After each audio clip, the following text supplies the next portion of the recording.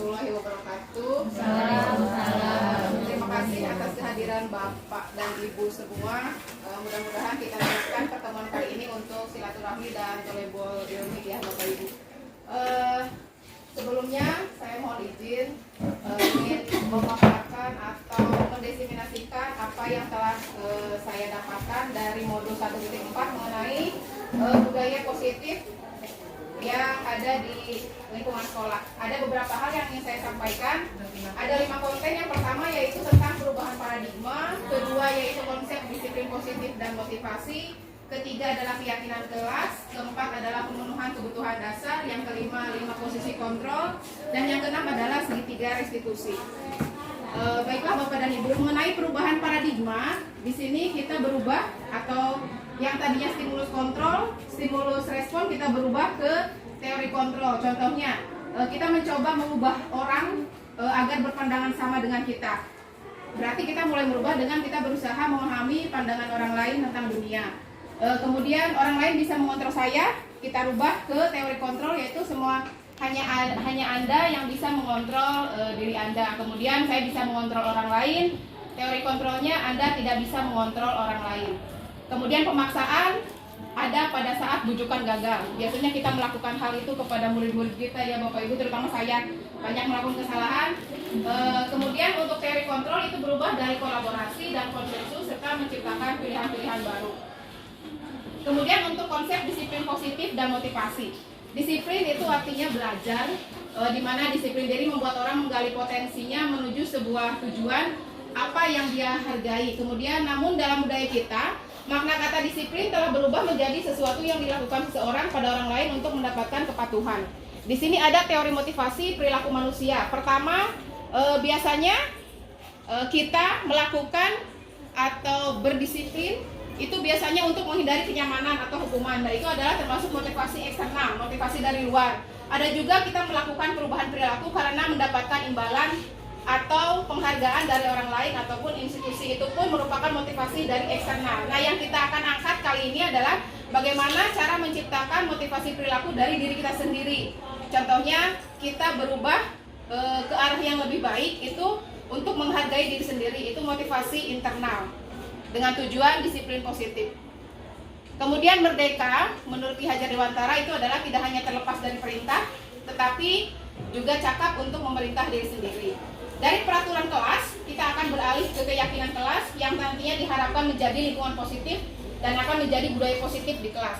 Mengapa sih harus keyakinan kelas, bukan peraturan kelas?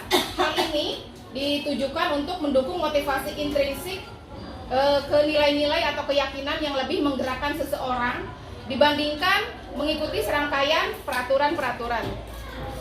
Ini ada contoh kesepakatan kelas ya Bapak Ibu. Jadi dalam membuat kesepakatan kelas itu berbeda dengan peraturan kelas. Kalau peraturan itu menggunakan kata-kata tidak boleh, dilarang. Tetapi pada saat kita melakukan atau membuat kesepakatan kelas, kita lebih memunculkan kata-kata atau kalimat-kalimat positif. Contohnya di sini datang tepat waktu, mengucapkan salam, kemudian menjaga kebersihan sekolah, doa sebelum dan sesudah kegiatan, aktif dalam pembelajaran.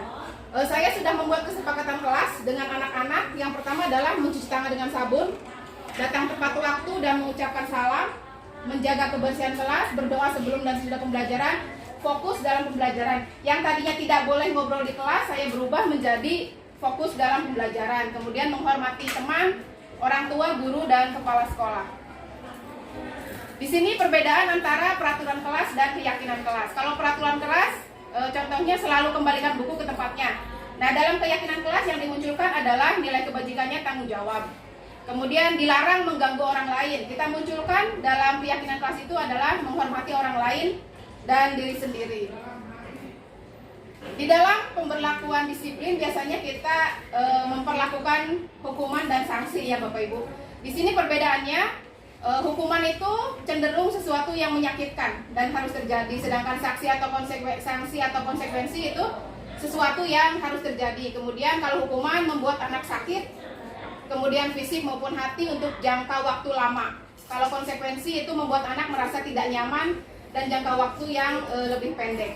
Sekarang kita lihat di sini contoh yang termasuk hukuman atau sanksi. mencatat 100 kali di dalam buku kalimat, saya tidak akan terlambat lagi. Misalnya itu merupakan hukuman namanya. Kalau menggantikan kertas tugas teman yang telah dicoret-coret itu masuknya sanksi atau konsekuensi. Berarti dari hukuman dengan sanksi atau konsekuensi itu lebih baik sanksi atau konsekuensi ya Bapak Ibu. Sekarang kita bandingkan dengan 5 posisi kontrol, di mana kita melakukan posisi kontrol terhadap anak yang bermasalah. Pertama mulai dari posisi menghukum. Biasanya kata-kata yang keluar dari guru itu, kamu tidak melakukannya, awas ya kamu. Nah itu contoh dari posisi kontrol kita sebagai penghukum. Kemudian kalau membuat orang merasa bersalah, biasanya kamu seharusnya sudah tahu, ibu telah sekali mengatakannya, ibu stres, itu pembuat orang merasa bersalah. Kemudian teman, posisi kita sebagai teman biasanya kita menggunakan kata-kata seperti ini, Bapak Ibu, ayolah lakukan demi ibu, gitu. Masa kamu tidak mau? Ingat, ibu pernah bantu kamu, itu sebagai teman. Kemudian ada posisi sebagai pemantau. Apa peraturannya? Kamu paham kan peraturan yang kita buat, gitu. Nah di sini yang akan diangkat oleh kita adalah posisi kontrol sebagai manajer, di mana perkataan yang dilakukan atau yang dikeluarkan oleh guru itu mengajukan pertanyaan-pertanyaan. Contohnya, apa yang kita yakini di awal? Kita membuat kesepakatan di awal, kemudian apa yang bisa kau kerjakan untuk memperbaiki masalah ini. Jadi cenderung perbaikan itu datang dari murid itu sendiri. Nah kemudian dari hukuman, sanksi atau konsekuensi, yang lebih baik lagi itu adalah restitusi. Apa sih itu restitusi? Restitusi adalah proses menciptakan kondisi bagi murid untuk memperbaiki kesalahan mereka sehingga mereka bisa kembali pada kelompok mereka dengan karakter yang lebih kuat. Ini menurut Gosen 2004 ya, Bapak Ibu. Nah, sekarang di sini ciri restitusi itu bukan untuk merebus kesalahan, memperbaiki hubungan, tawaran, fokus pada solusi dan sebagainya. Sekarang bagaimana untuk menerapkan restitusi? Dalam menerapkan restitusi di kelas, pada saat siswa mengalami masalah, kata-kata yang bisa kita keluarkan atau pertanyaan misalnya, setiap orang pernah melakukan kesalahan termasuk ibu. Kamu bukan satu-satunya yang pernah melakukan ini. Ketika sudah stabil, kita lakukan tahap selanjutnya yaitu validasi tindakan yang salah. Kamu tentu punya alasan mengapa melakukan hal ini. Kemudian adakah cara yang lebih efektif untuk mendapatkan apa yang kamu butuhkan? Setelah masuk ke validasi tindakan salah, kita masuk ke tahap terakhir yaitu begitu ya Bapak Ibu. Kemudian kamu ingin menjadi orang seperti apa? Itu adalah proses restitusi terhadap murid kita. Nah, di dalam mengidentifikasi sebuah permasalahan yang dihadapi oleh murid, kita bisa menggunakan kebutuhan dasar manusia. Yang pertama adalah bertahan hidup atau survival, kemudian cinta dan kasih sayang, love and belonging, kemudian kebebasan, freedom, kesenangan, fun, dan kekuatan power. Misalnya ada anak yang sering mengambil makanan orang lain, kita identifikasi apa sih alasan dia melakukan itu. Kalau alasannya misalnya karena saya lapar, berarti dia masuk ke kebutuhan bertahan hidup. Berarti ada kebutuhan yang tidak terpenuhi yaitu bertahan hidup. Kalau misalnya dia alasannya saya senang melakukan hal ini, berarti kebutuhan hidup, kebutuhan dasar hidup yang tidak terpenuhi adalah kesenangan. Mungkin hanya itu. Bagi yang mau bertanya atau sharing, saya persilahkan. Mau nggak Bapak Ibu?